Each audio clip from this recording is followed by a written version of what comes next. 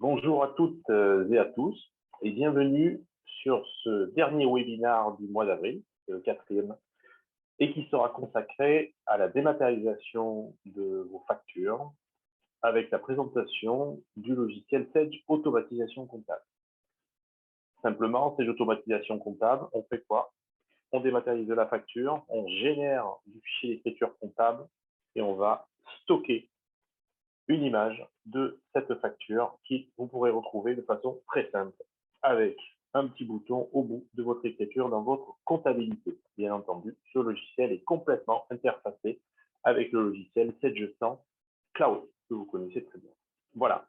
Donc, cette présentation va vous être faite dans 40-45 minutes à peu près. Donc, c'est Taïeb Chekir, qui est un consultant avant-vente de chez SET, que je remercie d'être avec nous aujourd'hui pour effectuer cette présentation. Donc, pour ceux qui ne me connaissent pas, je suis Jean-Christophe Delaunay et je suis le directeur commercial de Synergis. Le principe de ce webinaire est le même que sur tous les webinaires. En fait, je ne vous vois pas, je ne vous entends pas pour des raisons pratiques. En revanche, vous pourrez intervenir en levant la main donc sur l'écran. Vous pouvez poser des questions. Les questions donc seront regroupées et vous aurez donc des éléments de réponse puisque j'ai une équipe qui est avec moi. Pour des raisons pratiques, vous le verrez, donc ce webinaire que vous voyez là est en fait un différé que nous avons mis en fait en live avec un outil que nous avons acquis. Pourquoi? Parce que, comme je l'explique souvent, mais je le fais pour les nouveaux, les nouvelles qui viendraient se connecter, Synergis est à la fois présent en France, mais aussi présent aux Antilles. Voilà, et comme tout le monde le sait, quand on est de chaque côté du globe, vous avez un décalage horaire. Il se trouve qu'en ce moment, le décalage horaire entre les Antilles est de 6 heures et l'écart de température est de 30 degrés. Voilà, donc je connais bien l'histoire parce que je prends souvent l'avion. Voilà, et vous pouvez remarquer qu'en ce moment, il fait très beau, donc sur les Antilles, je me trouve. Voilà. Plaisanterie mise à part, je vais laisser à Tayeb l'occasion de vous présenter cette solution de dématérialisation qui est un réel complément à votre outil de comptabilisation des factures aujourd'hui. Voilà. Donc, Tayeb, je te laisse la parole et merci de votre suivi. À tout à l'heure. Bonjour à tous et bienvenue à ce webinaire dédié à Sage Automatisation Comptable. Déjà, je vais commencer par me présenter. Taïeb Chekir, je suis consultant avant-vente chez Sage. Alors, je m'occupe de toute la partie, on va dire, comptabilité finance, dans le produit Sage Automatisation Comptable, qui est un outil qui se connecte nativement à votre comptabilité. C'est un outil SaaS, c'est un outil cloud qui fonctionne parfaitement avec votre version à installer on-premise que vous avez. Par contre, il faut juste être en version 7, donc la dernière version pour pouvoir profiter de cette automatisation comptable. Donc, si vous voulez utiliser, je l'appelle aussi ACS, donc cette automatisation comptable ou ACS, vous allez entendre ce mot-là pendant la présentation. Pensez à mettre à jour votre version comptable. Voilà, voilà. Donc, on a promis un outil qui va pouvoir traiter les factures fournisseurs, de leur numérisation à leur archivage, en les passant par les différents circuits de validation et ce fameux bon à payer. Donc, c'est le dernier niveau de validation pour intégrer la facture au niveau de la comptabilité. Et donc, promesse tenue. Donc, voilà. Là, je vous présente les 4 piliers de ma présentation. Donc, quand je vais faire ma démonstration, je vais m'appuyer sur ces 4 points-là qui sont vos attentes, parce qu'on a bien sondé le marché avant de sortir la solution. Et donc, ces points-là reviennent souvent. Donc, comment l'outil va pouvoir lire les factures entrantes et puis renseigner les champs. Donc, on va s'appuyer sur l'OCR, donc l'OCR pour la reconnaissance des caractères. Et puis, l'outil va pouvoir analyser le PDF entrant, renseigner la date, les montants, etc. Donc, deuxième point, c'est les workflows métiers. Et là, on apporte une réponse à un manque aujourd'hui qu'on a au niveau de la comptabilité, c'est qu'on ne peut pas passer une facture d'un niveau de validation à un autre ou d'un service à un autre. Donc là, Avec cette automatisation comptable, on va pouvoir personnaliser les workflows comme on le souhaite et puis on s'adapte à vos workflows que vous utilisez actuellement, mais là, on va les schématiser dans un, seul et unique outil. Les workflows, on peut traiter le «ou» et le «et», c'est-à-dire qu'on peut passer une facture à un niveau puis à un autre, ou bien au sein d'un même niveau, on envoie à une personne ou une autre en fonction d'un critère. On a ce qu'on appelle la notion d'agence au niveau de cette automatisation comptable. C'est une notion propre hein, à ACS, on ne la retrouve pas au niveau de la comptabilité, mais ça nous permet effectivement de pouvoir de pouvoir personnaliser le workflow en fonction de cette notion d'agence. Troisième point, c'est l'archivage, et on est sur un archivage sur Microsoft Azure sur 10 ans dans des data centers qui sont en France. Et on va pouvoir retrouver facilement un document qu'on a archivé en fonction de certains critères. Et puis une recherche avancée aussi avec du contenu. Donc on va pouvoir aller chercher à l'intérieur du document. Et puis, quatrième point, c'est le lien comptable où on va transformer cette facture-là en une écriture comptable qui va s'intégrer au niveau de la comptabilité. Et puis aussi le lien comptable dans le sens où depuis l'écriture comptable, on va avoir la possibilité de retrouver le PDF de la facture associé à l'écriture comptable.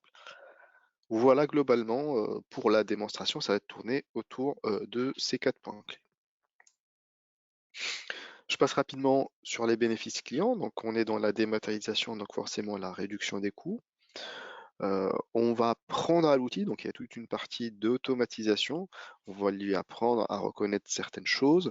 Et puis, il y a de l'intelligence artificielle. Donc, l'outil va, pour la première ou deuxième facture, apprendre. Et à partir, disons, de la troisième facture, il aura déjà acquis et appris ce qu'on veut de lui, et puis il va renseigner automatiquement.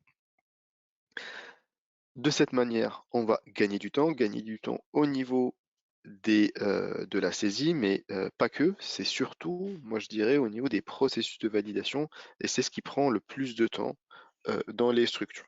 Donc c'est de passer une facture d'un valideur à un autre, ou d'un bureau à un autre, ou envoyé par mail. Des fois les mails, bon, bah, on reçoit beaucoup, et puis on n'est pas à son bureau, on est dans des configuration assez complexe aujourd'hui où je vois dans des entreprises où on travaille une semaine sur deux, bah, il y a une équipe qui vient, qui arrive, ou bien on travaille 2 jours par semaine sur site. Et puis voilà, donc le processus de validation peut prendre un peu de temps. Là, avec un outil comme Sage Automatisation Comptable, on a une plateforme qui va nous permettre de travailler tous ensemble, que ce soit en télétravail ou en présentiel au bureau, vu que c'est un outil dans le cloud, donc on peut tous travailler ensemble et valider en temps et en heure les factures. On peut même relancer la personne si elle n'a pas validé. Voilà, donc on a des fonctionnalités assez sympas pour pouvoir collaborer ensemble. Donc ça répond au cadre actuel. Je l'ai évoqué tout à l'heure, mais la mobilité dans 2 sens, hein, donc on est sur un produit cloud, donc voilà, pas la peine d'être au bureau pour travailler, ça vous l'avez bien compris. Mais aussi, on va proposer une application mobile qui sera disponible, enfin qui est disponible pour les valideurs. Ils vont pouvoir valider ou mettre en litige les factures qui leur sont destinées. On a des contrôles de fiabilité, des contrôles au niveau des tiers, IBAN, les doublons aussi. Ça, c'est apprécié des comptables. Donc, on a la main, enfin, on nous indique quand il y a un doublon, donc pour pas le traiter 2 fois. Voilà. Hop. On a la notion de traçabilité. Donc, on est à l'utilisateur nommé, hein, donc on sait qui a fait quoi. euh, et, euh, et voilà, donc tout ce qui se fait au niveau de cette automatisation comptable est tracé, que ce soit les commentaires, l'entrée en comptabilité, le traitement de la facture, tout est traçable. Je vais passer au principe de fonctionnement que je vais présenter sur 2 slides. Une avec, là, celle-là, elle est assez simple sur un principe de fonctionnement simple, sans workflow, je dirais. Et puis la prochaine, bah, je vais m'attarder plus sur comment on va pouvoir traiter les factures entrantes et puis surtout comment réagit l'outil avec les workflows.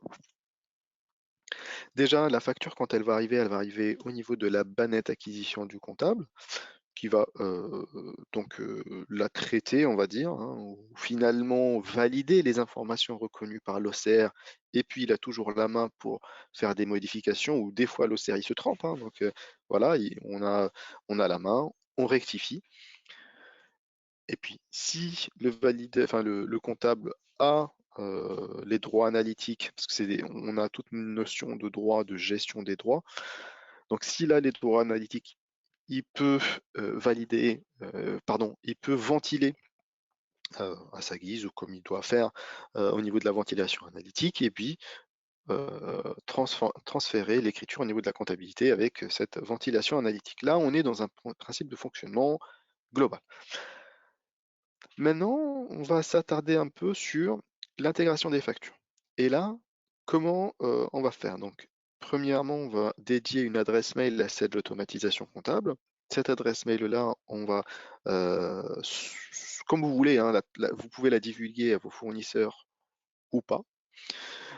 Pourquoi je vous dis ça? Parce que des fois, le fournisseur, il vous envoie tout et n'importe quoi, et pas que des factures. Donc là, vous pouvez peut-être la divulguer aux fournisseurs qui vous envoient que de la facture dessus. L'outil va tout simplement lire les mails qui viennent d'arriver avec une pièce jointe et va l'intégrer au niveau de cette automatisation comptable pour le traitement. Deuxième cas, alors si vous ne divulguez pas cette adresse-là à vos fournisseurs, bah, vous les recevez comme vous les recevez aujourd'hui par mail, par exemple, et c'est vous qui transférez vers la boîte mail ACS. Deuxième cas, vous recevez vos factures en papier, et donc là, vous allez faire du paramétrage au niveau de votre scanner, vous faites un scan to mail, et donc vous scannez toutes les factures, et il l'envoie directement sur l'adresse dédiée. Donc l'adresse mail dédiée, hein. Troisième cas, vous vous connectez sur n'importe quel site, voilà, et puis vous téléchargez votre facture, ou bien vous avez votre facture sur votre poste de travail par n'importe quel autre moyen, bah, vous avez la possibilité de la déposer manuellement au niveau de cette automatisation comptable pour l'analyser et puis la traiter. Donc une fois la facture arrivée, elle arrive ici chez le comptable. On a vu tout à l'heure ce cas de figure-là, le premier, hein, où on n'avait pas de workflow. Maintenant, comme vous voyez, on a un responsable de site pour un premier niveau de validation et la direction pour le deuxième et dernier niveau de validation avec le BAP. Ce qu'il faut savoir, c'est que là, dans mon schéma, j'ai voilà, 2 niveaux de validation, mais sur cette automatisation comptable, on peut aller jusqu'à 10 niveaux de validation. Voilà. La facture ici, donc arrive, et puis c'est le comptable, une fois qu'il l'aura traité, va la transmettre en fonction du workflow qui lui a été proposé, ou voilà. Donc en fonction, comme je vous ai dit, de l'agence, on peut l'envoyer à l'agence de Paris ou de Nantes dans un premier niveau. Donc ici, si on fait un arrêt sur image, hein, donc le comptable a traité la facture, l'a transférée au responsable du site à Paris. Si on s'arrête ici, hein, donc on est dans le cas où le responsable du site n'a pas encore validé la facture, bah, on fait une mise à jour comptable, et ben on intègre cette facture-là au niveau de la comptabilité, mais on l'intègre avec un statut qui est bloquant. C'est un statut de ATT-BAP, donc on ne pourra jamais régler cette facture-là, parce que le responsable du site n'a pas validé la facture et la direction non plus. Mais ce que je voulais dire ici, c'est que le comptable, il verra au niveau de sa comptabilité qu'il a des factures qui vont arriver, enfin qui sont là, mais qui ne sont pas totalement traitées. Voilà, on va le voir pendant la démonstration, ça tout à l'heure. Puis le responsable du site ici valide la facture, il transmet au niveau supérieur, donc c'est la direction, qui a le BAP, ici. Et donc là, si la direction valide et qu'on fait une mise à jour comptable, bah, on va mettre à jour le statut de ATT-BAP à BAP. Voilà, avec le mode de règlement adéquat. Et pour les utilisateurs qui utilisent les moyens de paiement derrière, bah, ils pourront la retrouver pour aller la réglé. Voilà, donc maintenant je vais passer à la démonstration. Hop. Donc, j'arrive sur Sage Automatisation Comptable, hein, il me faut juste une connexion Internet et un navigateur web pour pouvoir travailler n'importe où. Je suis administrateur, donc j'accède avec un profil administrateur, j'ai mon dashboard, ma banette comptabilité, validation, donc toutes les factures que je dois valider, qui me sont destinées à moi, donc là j'ai pas de facture. Toutes les factures qui ont été déjà validées et donc mises en BAP. Voilà, j'ai une facture en litige. J'ai des documents qui sont en traitement et donc quelque part dans des circuits de validation que je peux suivre. Et puis finalement, je suis administrateur, j'ai la partie administration pour pouvoir gérer mes paramètres, mes sociétés, mes utilisateurs. Voilà, vous n'êtes pas facturé par exemple à l'utilisateur, vous pouvez mettre tant d'utilisateurs qu'il vous faut. Demain, votre entreprise grandit, vous pouvez ajouter des utilisateurs supplémentaires sans surcoût. Vous pouvez les intégrer dans les circuits de validation. Je vous ai dit qu'on avait la notion de droit, donc on va pouvoir personnaliser les droits de chaque utilisateur. Donc, par exemple, là, j'ai créé un poste comptable. On va voir, par exemple, au niveau de la comptabilité, qu'est-ce que mon comptable peut faire. Donc ici, mon comptable, il pourra euh, voir, voilà, vous voyez, j'ai coché tout, hein, donc ici, mais il n'a pas la partie validation. Tout à l'heure, je vais me mettre dans la peau du comptable pour traiter les documents. Bah, vous allez voir, je ne vais pas voir cette partie validation parce qu'elle est disponible que pour les valideurs. Et vous voyez, hein, donc on peut aller plus en détail dans chaque onglet. Et puis, par exemple, au niveau de la comptabilité, je peux dire qu'est-ce qu'il peut faire et qu'est-ce qu'il ne peut pas faire dans cette planète comptabilité. Ici, il peut jamais, par exemple, le comptable supprimer un commentaire ou une pièce jointe. Au niveau de mes données, je vais retrouver nativement mes données analytiques que je remonte depuis ma comptabilité, type grille de saisie, mes plans analytiques, mon rattachement analytique, mes plans comptables, enfin pardon, mon plan comptable, mes modèles de saisie. Les modèles de saisie, pareil, on les remonte nativement depuis la comptabilité. L'idée, c'est de retrouver tout le fonctionnel comptable au niveau de cette automatisation comptable. Et puis, je peux même créer de nouveaux modèles ici au niveau de l'outil, puis les associer, quand c'est en jaune comme ça, c'est que c'est associé à un tiers. Voilà, c'est des choses qu'on peut faire. Voilà, je retrouve aussi mes journaux. On a la notion de délégation. Par exemple, moi, pour ma démonstration, je fais par délégation parce que voilà, je vais être à la fois un comptable, un DAF. Mais l'idée, c'est que, par exemple, un valideur, il va s'absenter pendant un moment, bah, il délègue son profil à quelqu'un d'autre pour qu'il puisse valider à sa place et on n'arrête pas la machine. Voilà. Dernière chose au niveau du menu administration, c'est la catégorie de documents. Ce qu'on appelle la catégorie de documents, c'est les workflows. Je vais prendre en exemple celui-là, ce workflow-là. Hein, vous voyez, j'en ai 3, mais celui-là dont je vais avoir besoin. Voilà, j'ai de la saisie comptable, la TVA. Bon, c'est pas ça qui m'intéresse. Moi, c'est plutôt au niveau de l'étape comptabilité, le comptable qui est au siège. Hein, vous voyez cette notion d'agence. Donc lui, il est au siège. Il va pouvoir saisir l'analytique et il n'a pas le BAP, donc je ne lui donne pas le BAP. J'aurais pu dire le comptable a le BAP si le montant de la facture est inférieur à 100 euros, par exemple.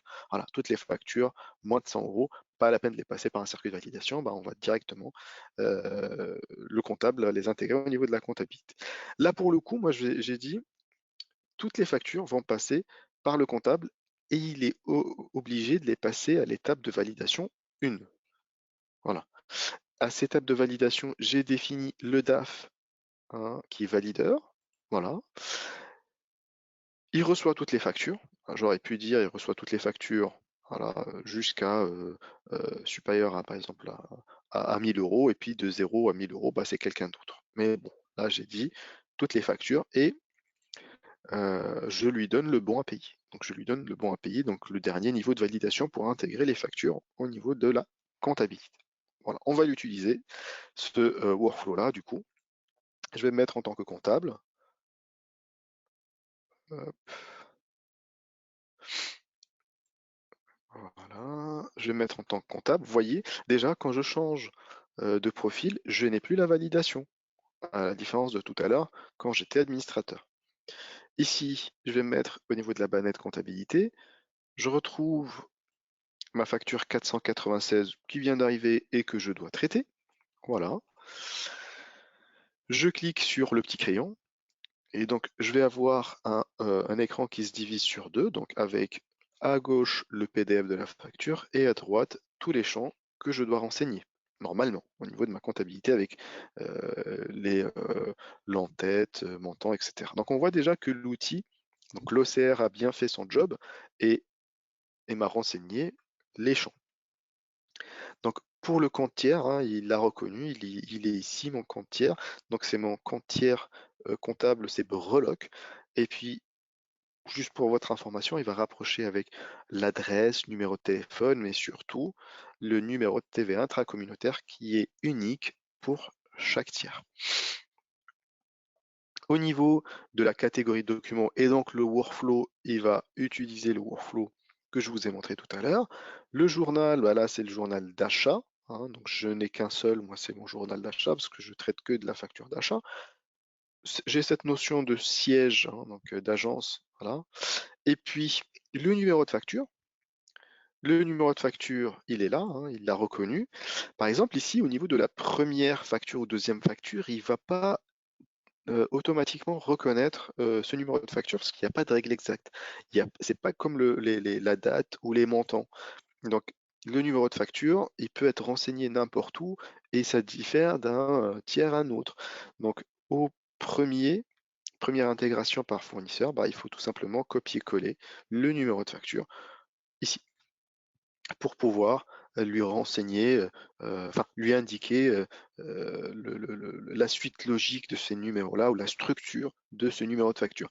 De la même manière, on va renseigner la référence. Moi, je ne l'utilise pas ici, mais si j'avais une référence, pareil, il faut l'indiquer aux premières factures.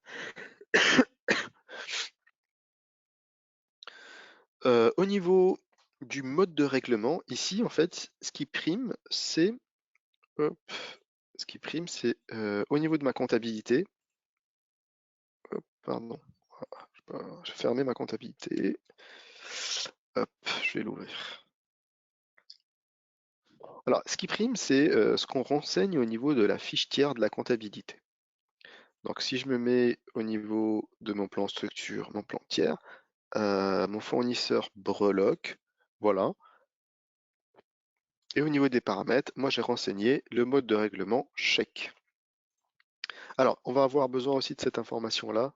Je vous montrerai. Hop.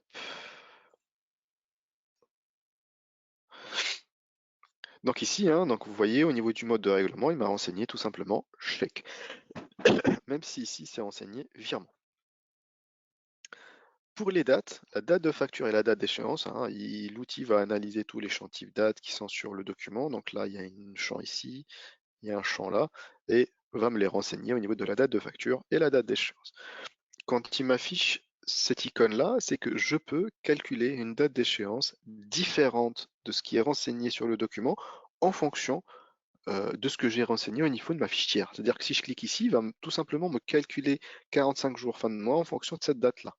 Voilà, je clique ici et vous voyez directement, il me change la date, il me la calcule. Alors, j'ai la main ici, je peux reprendre, hein, donc je reprends cette date d'échéance-là.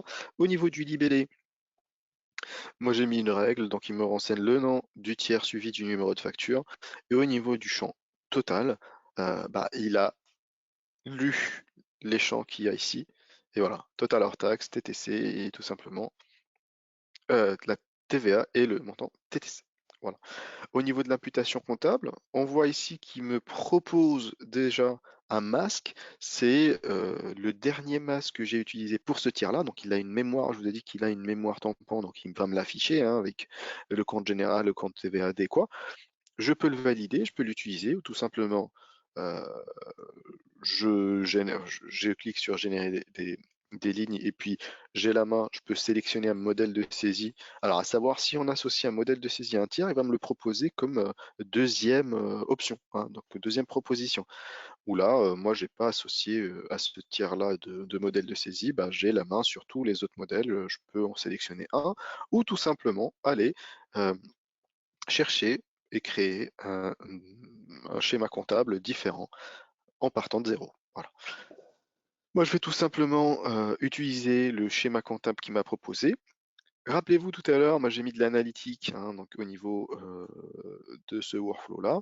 Et donc là, j'ai ma gestion analytique. Je peux faire appel à ma grille de ventilation analytique. Je peux sélectionner mon plan analytique ou bien mes plans analytiques. On peut ventiler sur différents plans analytiques. Ma section analytique. Voilà. Et voilà ici. Très bien. Je peux associer une pièce jointe si je veux, des conditions générales, une photo, voilà. Donc j'associe et puis je la stocke, je l'archive avec le document, avec la facture. Voilà, donc moi j'ai traité le document et puis voilà toutes les options qui s'offrent à moi. Je peux poser une question à un collègue, je redirige la facture vers une autre société, vu qu'on est multi-société et que on peut rediriger si on s'est trompé de société, ou mettre la facture en litige. Ou tout simplement transmettre la facture pour validation. Et rappelez-vous, au niveau de mon workflow, il y avait mon DAF qui doit valider mes factures. Et donc là, vous voyez, transmettre A au DAF. Et j'ai pas la main, je peux pas modifier. J'ai qu'une seule option, c'est de transmettre à mon DAF cette facture.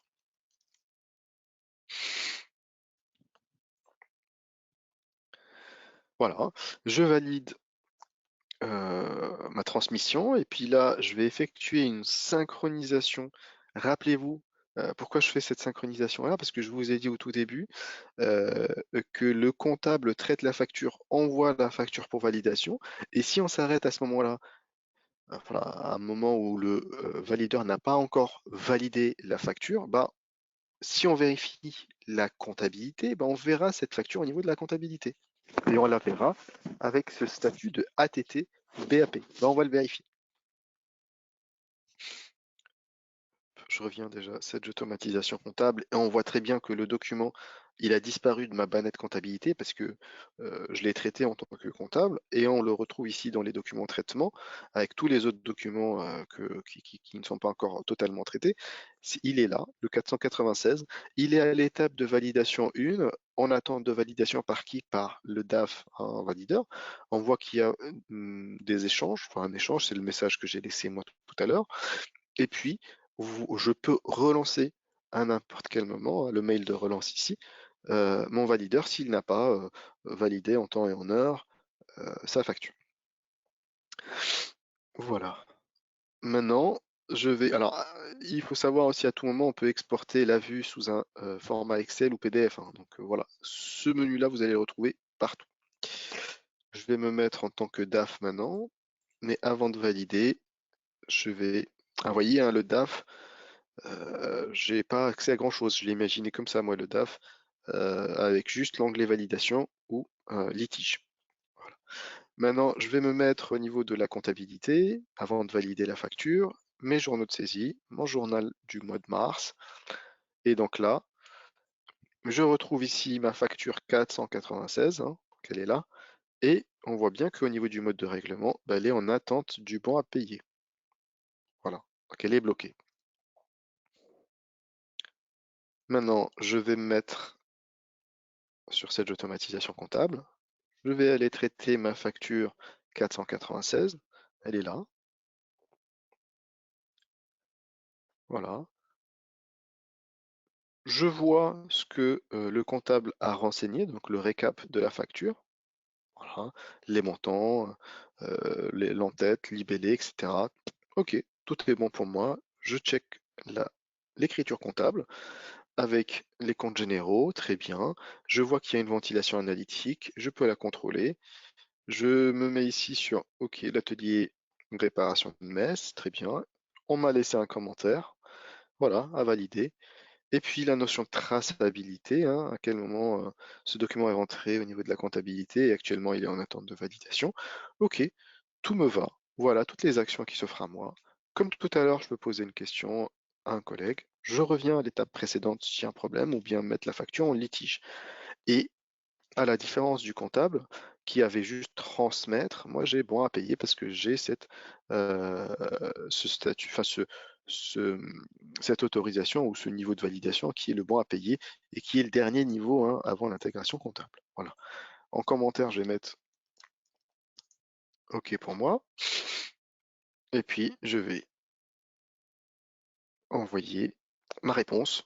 Alors, ce qu'il faut savoir aussi, c'est que, attendez, là, je vais juste faire ma synchronisation. Hop. Et puis, là, le valideur, il peut agir en masse. Hein.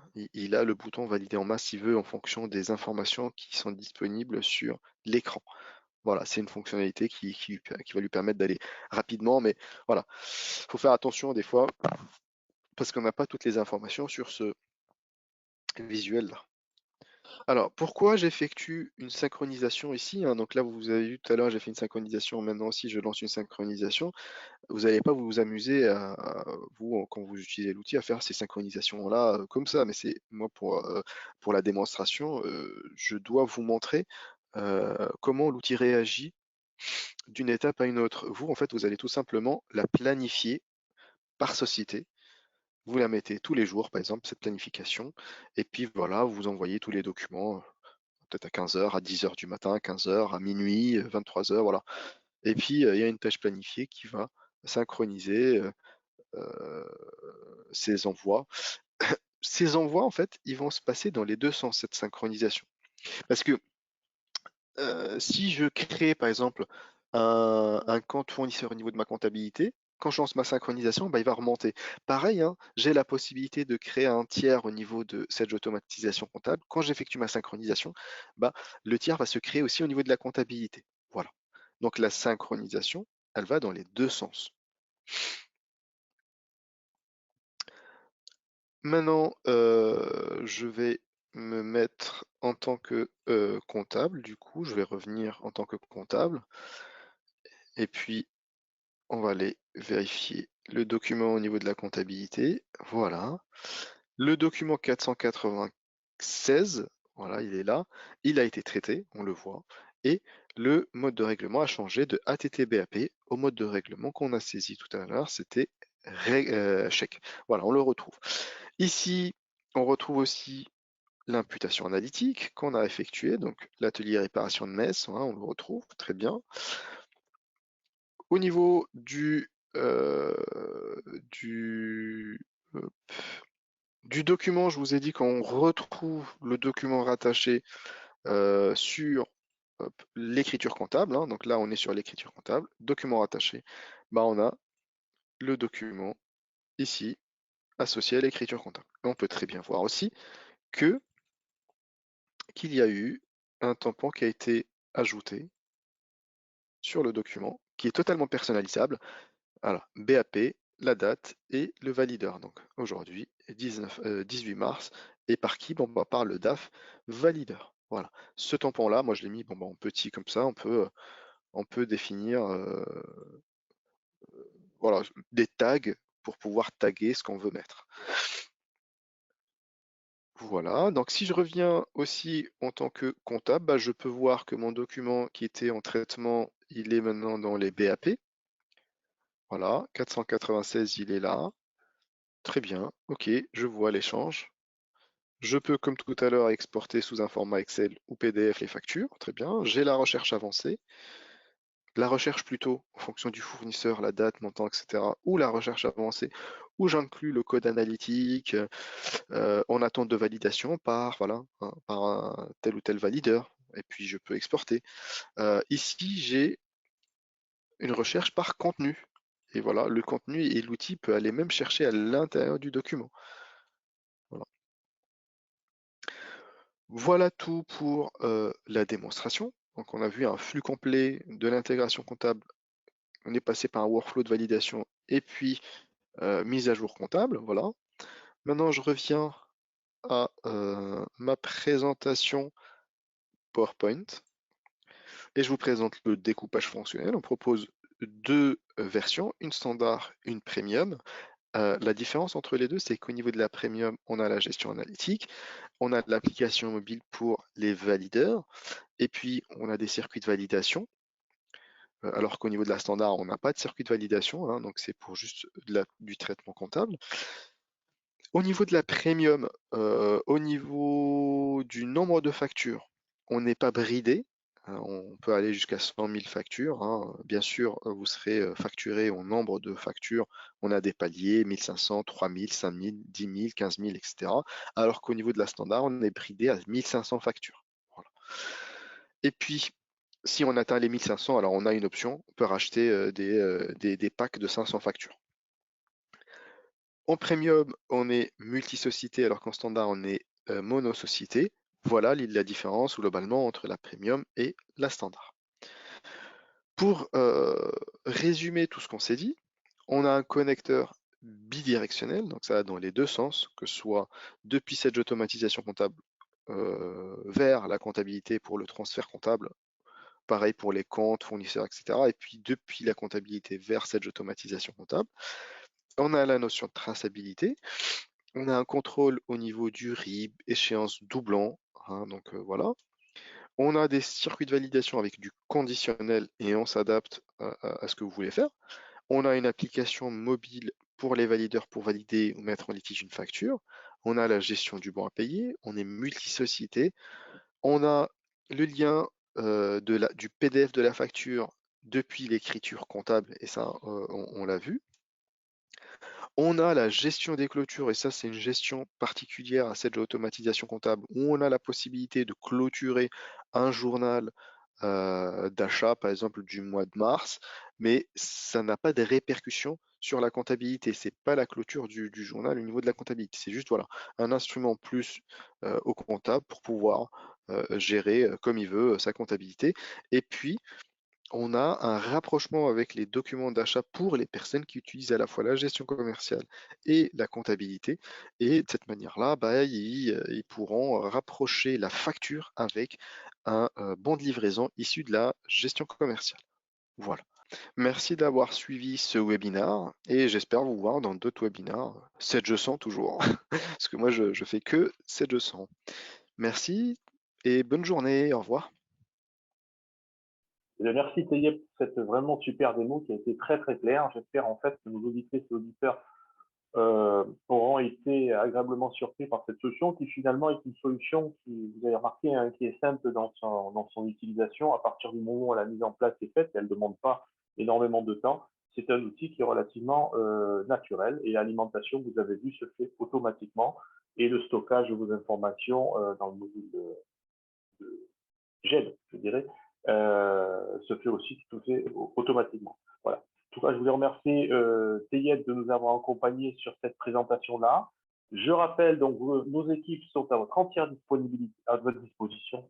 Ah, je commence à fatiguer en fin de mois. À votre entière disposition pour vous accompagner, pour répondre à vos demandes, pour étudier en fait avec vous la mise en place de cette automatisation comptable.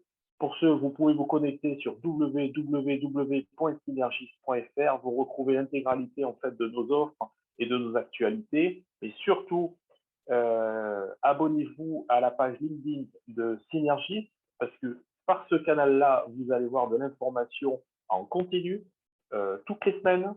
Vous serez, du fait que vous soyez abonné, vous recevrez la newsletter de Synergis avec des nouveautés et des conseils par ce canal-là.